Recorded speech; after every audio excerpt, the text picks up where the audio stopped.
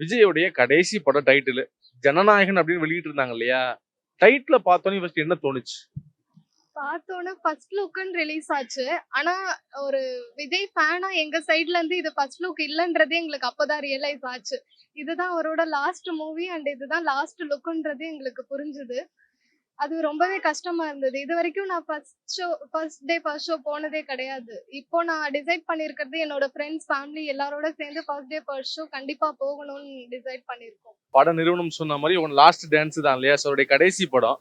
அவருடைய ஜனநாயகம் அப்படிங்கிற டைட்டில் உண்மையாவே டக்குன்னு பிடிக்கிற மாதிரி இருக்கா? மக்கள்கிட்ட போய் சேருமா? உனக்கு கேட்கப்போ என்ன மாதிரி ஃபீலிங் இருந்துச்சு? செட் ஆகுதா? கண்டிப்பா ப்ரோ. இப்ப அவரு பாலிடிக்ஸ் அனௌன்ஸ் பண்ணதுல இருந்தே அவர்கிட்ட இருந்து வேற ஒரு விஜயா தான் விஜய் அண்ணாவை தான் நம்ம பார்த்துட்டு இருக்கோம். அதே மாதிரி மூவி தான் இருக்கணும்னு நம்ம எக்ஸ்பெக்டும் பண்றோம். அவர் மூவி மூலியமா சொன்னாலும் சரி, நம்மளுக்கு ஸ்டேஜ்ல வந்து மாநாடு வச்சு சொன்னாலும் சரி, அவர் என்ன சொல்றாரோ அதை ஃபாலோ பண்றதுக்கு தான் நாங்க இருக்கோம். விஜய் அரசியலுக்கு போறாரு. அவருடைய பிரயாணம் எதை நோக்கி இருக்க போகுது அப்படிங்கிறது நம்மளால உணர முடியுது இல்லையா? சோ கடைசி படத்துல அவர் என்னென்ன விஷயங்கள் பேசுனா அவருடைய அரசியல் வாழ்க்கைக்கு இன்னும் நல்லா இருக்கும் அந்த படத்தின் மூலமா? மக்களுக்கு என்ன மாதிரி நல்லது செஞ்சா அவங்க வந்துட்டு சஸ்டெயின் ஆகலாம், ஒரு பொலிட்டிக்கல் ஃபீல்ட்ல எப்படி இருந்தா சஸ்டெயின் ஆகலாம் அப்படின்னு சொல்லி கொடுத்தா இருக்கவங்க நல்லபடியா பண்ணுவாங்கன்னு தோணுது.